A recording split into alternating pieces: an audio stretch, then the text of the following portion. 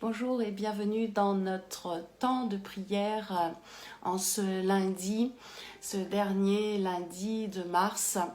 Je voudrais vraiment vous encourager, vous inviter à lire la parole de Dieu ensemble avant de prier. Ouvrons donc les Saintes Écritures dans l'évangile de Luc, chapitre 21, versets 34 et 35. Luc, verset 34 du chapitre 21. Prenez garde à vous-même, de crainte que vos cœurs ne s'appesantissent par les excès du manger et du boire, et par les soucis de la vie, et que ce jour ne vienne sur vous à l'improviste, car il viendra comme un filet sur tous ceux qui habitent sur la face de toute la terre. Verset 36 pour nous ce matin. Veillez donc et priez en tout temps.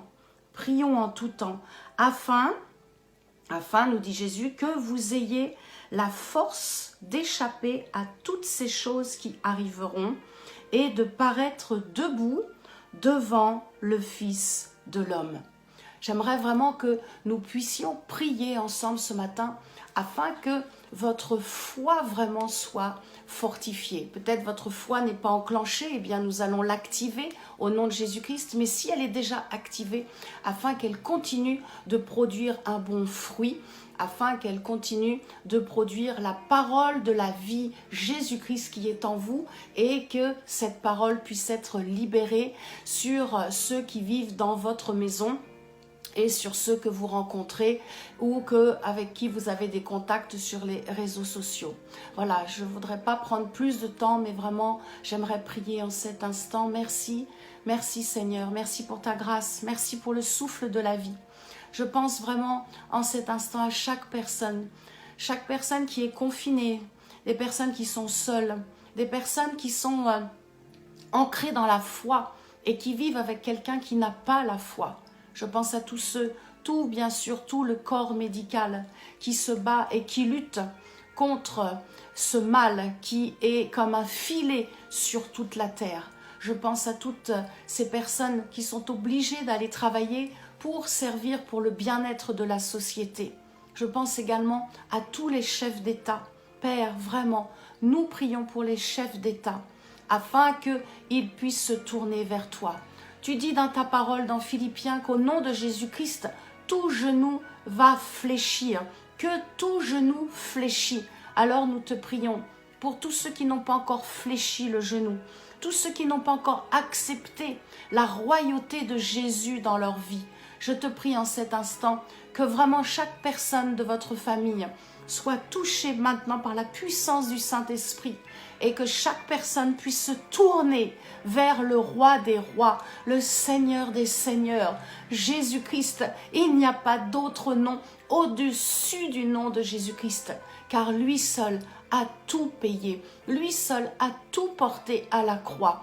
Et aujourd'hui, il veut que chaque homme et chaque femme puisse se tourner vers lui et découvrir ô combien le Créateur est bon.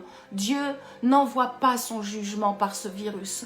Dieu n'est pas mauvais. Dieu est bon. Dieu est amour. Et Dieu aime chaque homme et chaque femme, car il leur a donné le souffle de la vie. Je te prie, Seigneur, en cet instant, pour tous ceux qui sont dans les hôpitaux, dans les cliniques et qui luttent contre la mort. Saint-Esprit, appuyez sur ce que nous venons de lire aujourd'hui. Fortifie-les, fortifie le système immunitaire, fortifie en eux la vie. Je te prie aussi pour chacun de mes frères et sœurs en Christ qui écoutent cette prière et qui sont unis avec moi. Je te demande grâce, que leur foi soit fortifiée maintenant, qu'ils s'appuient sur la parole de Dieu, sur ta parole, sur ce que tu dis. Tu dis que celui qui vit en nous est plus fort que celui qui est dans le monde, que rien ne peut nous nuire. Alors Seigneur, nous nous appuyons avec toute confiance en toi, sur ta parole, sur tes promesses. Et nous te louons, Père.